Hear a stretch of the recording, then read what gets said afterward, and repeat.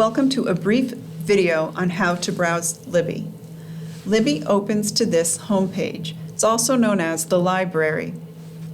Under the library connection logo, there are 5 buttons. These offer various ways to organize and sift through the catalog. First, on the left, are the filters. These filters are used to focus a search list. To the right, there are 3 buttons that organize the collection by newest, popular, and random, and 1 button that limits the collection to only those titles which are currently available. Under those buttons, the library has several curated categories for browsing. In our Libby, the first list is of books donated in memory of John R. Ferguson. The next list are guides to aid in exploring the catalog. For example, opening the Teens Guide shows more categories to explore in our young adult collection, such as On the Brink, a collection of 110 titles, all focused on survival. The other guides work in the same way, breaking a big genre or collection into small, browsable subgenres. Continue scrolling the library for other organizing categories. If there is an unwanted list, it can be removed from the library by clicking on the X next to the list. Like most changes, this list can be added back in the future. For more active browsing, use the 4 buttons to the right of the filter button.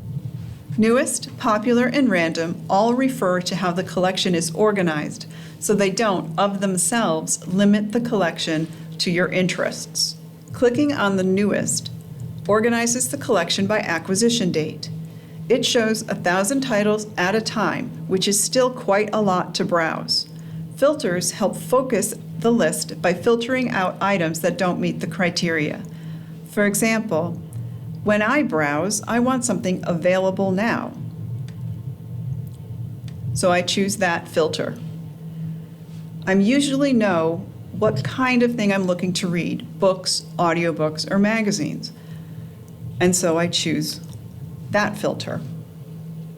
I'm looking for a book for myself, so I choose general content. You can add more than 1 filter so that if you want to add in young adult, you can do so. Mature content items may contain graphic violence, explicit sex, or extremely coarse language. The subject list can further tailor and shrink the list. I like fantasy, so I narrow it down. I can only read English, so I choose that filter. And I prefer to read with Kindle, so I filter out things that cannot be read on Kindle. Now, I scroll through the shorter list until something strikes my fancy. I'm literally judging a book by its cover. A nice feature in Libby is that it will tell you if it's a book in a series, and it tells you what book it is in the series. It also tells you if you have borrowed it in the past. After finding a book that looks interesting, I click on the cover. This takes you to a page that gives you information that would usually be found on a book's cover, such as accolades, short reviews, and a synopsis.